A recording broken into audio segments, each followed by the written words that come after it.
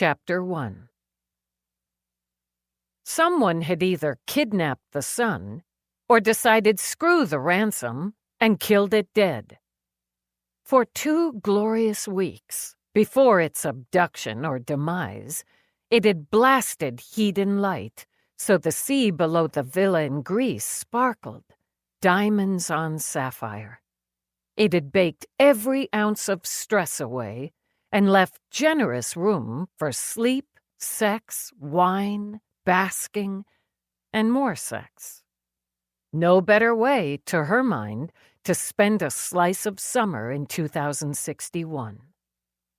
Lieutenant Eve Dallas, murder cop, hadn't thought about murder and mayhem for days. That alone equaled vacation.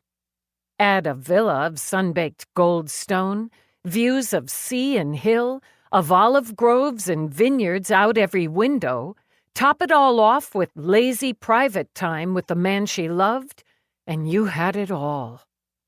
It was a hell of a perfect way to celebrate their 3rd anniversary. Sometimes it still amazed her how the cop and the criminal, former, 2 lost souls who'd pushed, punched, and kicked their way out of misery, somehow found each other. How they'd managed to build a good, strong life together. Whatever changed, shifted, evolved, that remained constant. They built together. Now, after 2 weeks of ridiculous indulgence, not that Rourke would think it at all ridiculous, they'd arrived in Ireland under a sky of stacked clouds and dripping rain. Maybe the Irish were sun killers. And yet, the green shines so vivid here as the fields spread, the hills rose, the stone walls glistened in the wet. The skinny road they traveled snaked, and hedgerows dripping with blood-red fuchsia closed in like living walls. She checked herself. Maybe a touch of stress, but only because the Irish, in addition to being suspected sun killers, opted to drive on the wrong side of snaking skinny roads, and Rourke drove as if he powered down a straightaway.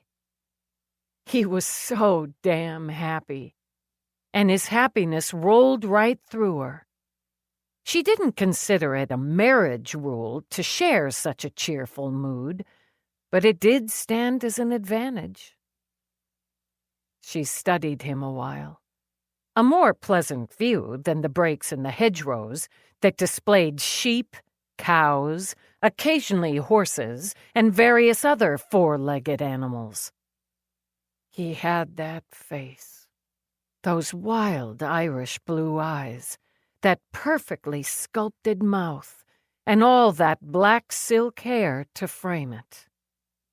Those lips curved, those eyes smiled, just for her, when he glanced at her. Not much farther. I remember. The last time they'd visited his family's farm in Clare, a family he hadn't known existed during his nightmare childhood, or his very successful career as a thief, a smuggler, a fairly legitimate businessman who'd built an empire, they'd pursued a contract killer.